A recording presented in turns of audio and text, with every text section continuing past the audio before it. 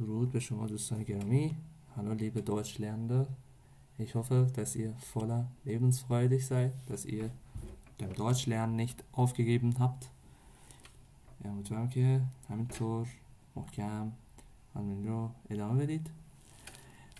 Ich habe jetzt gerade eben gefrühstückt und habe mir überlegt, ein neues Video aufzunehmen und bereitzustellen und das Verb lassen zu verdeutlichen. Also dieses Verb wird oft verwendet und das bringt manche in Schwierigkeiten, sodass sie nicht wirklich merken können, wo, in welchen Kontexten dieses Verb verwenden lässt. میدونید همطور که استفاده کردم verwenden lässt بذاره کاری انجام میشه. حالا من اینو الان براتون توضیح میدم. لاسن که چه موقعی باید لاسن استفاده بشه، خیلی مهمه، خیلی راحت قابل درکه، ولی بعضی رو به سختی میاره. حالا من اینجا یک مثال نوشتم، یک مثالی که خب الان براتون توضیح میدم. ببینید eine Sprache، یک زبان lässt sich nur durch regelmäßiges Lernen entwickeln. lässt sich میتونید اینطور تصور کنید که یک چیزی بذاره روش عملی انجام بشه، یک چیزی بذاره به وقوع بپیونده، به اتفاق بیفته. مثلا یک زبان lässt sich میذاره فقط خودش رو، اینجا ببینید sich داره، یعنی das wird auf Sprache bezogen، رجوع داده میشه به خودش، میذاره خودش رو به نوع durch به واسطه durch یعنی یک تونل در نظر بگیرید که به واسطه اون، یعنی شما به واسطه یک خیابان مثلا باید از میون اون تونل عبور کنید که متصل بشید به خیابان بعدی. و اینجا یک تونل تصور کنید durch به واسطه durch regelmäßiges Lernen به واسطه یک lernen مرتب regelmäßig entwickeln پیشرفت داده بشه. lässt sich میذاره خودش رو. میبینید eine Sprache، مثلا اینو میتونید اینطور در نظر بگیرید که این اجازه رو میده، یعنی اجازه میده، یک زبان اجازه میده خودش رو که به واسطه نوع regelmäßigkeit durch regelmäßigkeit entwickeln، به واسطه اینکه فقط آدم باید regelmäßig باشه. also man sollte regelmäßig lernen. Das ist eine wirklich entscheidende Sache که به صورت منظم بمونید. میبینید lässt sich nur durch regelmäßiges Lernen entwickeln. همینطور من یک جمله دیگه نوشتم این پایین که خب اینم Ehrlichkeit صداقت lässt اینجا دیگه sich نمیاریم. چرا؟ چون خودش رو یعنی دیگه به خودش مربوط نیست، sich نمیاریم. میذاره، صداقت میذاره، این اجازه رو میده. lässt میتونید اجازه دادن در نظر بگیرید. مثلا zulassen داریم ما که به معنی اجازه دادن، یعنی eine Zulassung von der Arbeit، eine Zulassung von der Arbeit، یک اجازه از کار، یعنی کارم بگیرم، eine Zulassung. Also ich soll eine Zulassung erstmal von der Arbeit bekommen, und dann kann ich mich entscheiden, ob ich einen längeren Urlaub hätte oder nicht. Ne? یک تعطیلات طولانی‌تر داشته باشم یا نه. اول zulassung.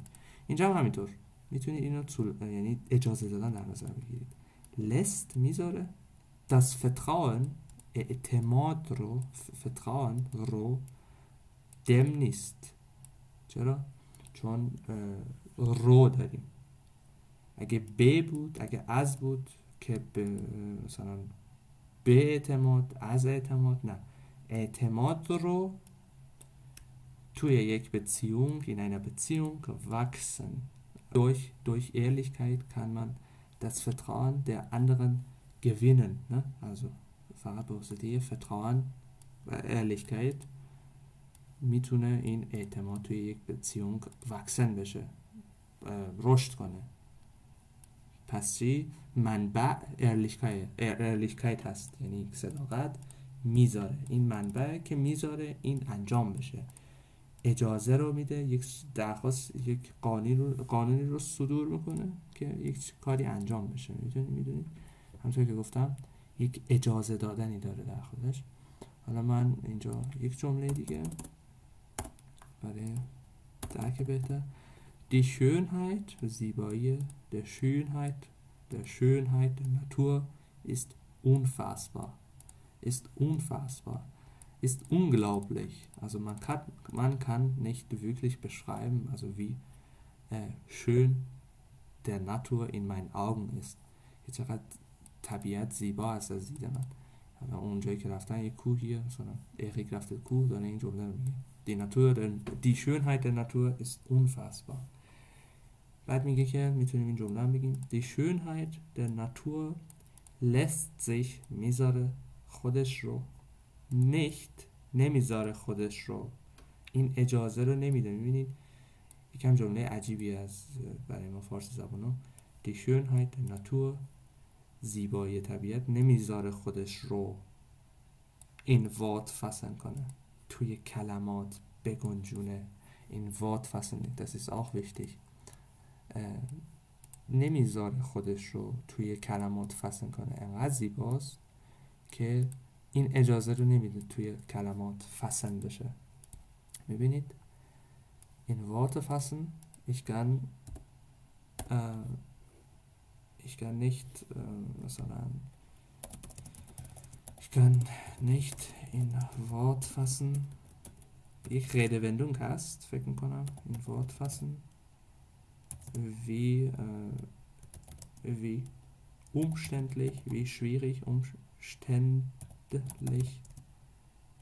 مثلا Deutsch lernen war. نمیتونم توی کلمات فسن کنم. چقدر wie umständlich، چقدر طاقت فرسا، wie umständlich. Also das kann man auch anstatt von anstatt schwierig verwenden. Also umständlich دشوار یک آلترناتیو خوب برای schwierig که دیگه schwierig نگید. umständlich دشوار، دردسرساز. wie umständlich Deutsch lernen war. یادگیری آلمانی بود قبلا. وقتی متحیر هستید از یک وقوعی، از یک حادثه، از یک تجربه، میتونید این رو استفاده کنید. این Worte fassen. lässt sich nicht in Worte fassen. میبینید خیلی هم اجازه رو نمیده این کلمات. میبینید توی مثال های قبلی هم همینطور بود. این اجازه رو یه اتفاقی میده یا نمیده. زبان این اجازه رو میده فقط به واسطه این کار.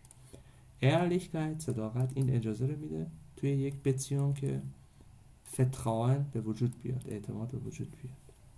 Vertrauen ist also Ehrlichkeit ist der Schlüssel dazu, dass man dass man das Vertrauen der andere gewinnt und این مجوز رو میده.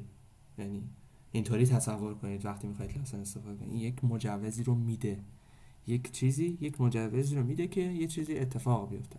بعد وقتی ما لاسل میاریم دیگه فعلی که میره آخر همونطور میمونه.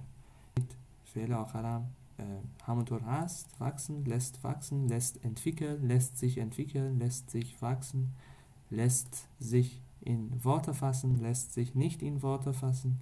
Ich kann nicht in Worte fassen, wie wertvoll die Erfahrung zum Deutschlernen war. چقدر ارزشمند بود این تجربه. می‌بینید حالا اینجا یک حالت دیگه هم داریم. Manuel sagt dem Erik، مانوئل به دوستش اریک میگه lass dich nicht von Menschen entmutigen. این یه حالتیه که این lassen و entmutigen با هم میاد. یعنی entmutigen lassen یعنی نباید بذاری مردم انتموتیگنت کنن، یعنی موتت رو، شجاعت و انگیزه و تواناییت رو ازت بگیرن. به این دید انتموتیگن، انت وقتی میاد یعنی یک داره منفی میشه این موتیگن. میبینید لاستیک خودت رو نذار از آدم ها، انتموتیگن، نذار آدم ها تو رو بیارن پایین، انتموتیگنت کنن. Ich habe mich nicht von schlimmen Umständen, von schlimmen oder schwierigen Umständen، شرایط سخت و بد umständen entmutigen lassen. حتی برای شرایط هم میتونیم بگیم نذاشتم شرایط هایی من رو انتموتیگن کنم. میبینید این حالت گذشتش هست که همونطور که میبینید فقط haben صرف شده برای من و entmutigen lassen همونطوری در آخر جمله قرار گرفتن بدون اینکه صرف شده باشن. یعنی اگر گذشته بخواید استفاده کنید باید فقط فعل اول صرف کنید، ich hab، du hast، و اینم که همینطوری میمونه. اینجا فون داریم، فون حرف اضافه که خب همیشه داتیو میکنه. میبینید که باز اینجا همیشه این ان بزرگ و عزیز رو داریم که همیشه بعد از داتیو یک ان میده، انیه که مثلا همجور رو هواه. این فون بای بنویسم، فون حرف اضافتی بای میت و حتی فون بای میت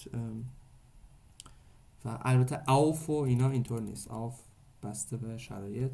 اینها همیشه یعنی اینطور تصور کنید که یک ان رو هواه، بعد اینا اومدن که انه یه توپیه، اینا میخوان بگیرنش، یعنی میخوان تلاش میکنن که و همیشه هم میگیرن توپ رو. اینطور تصور کنید که میاد مثلا این فونه میاد یه ان میده به صفت‌ها و کلمات بعدش. میبینید فون شلیمن umständen حالت جمع، شرایط سخت umstände، یعنی umstände در حالت جمعش اینطوریه، یعنی این جمعش umstände شرایط، ولی وقتی فون میاد یه انم میده بهش، قرض میده بهش. همیشه بعد از فون بای میت اینطوری هست. امیدوارم که این ویدیو قابل درک بوده باشه و 100% جملاتی بنویسید که همینطور هست و امیدوارم که نهایت بهره رو برده باشید.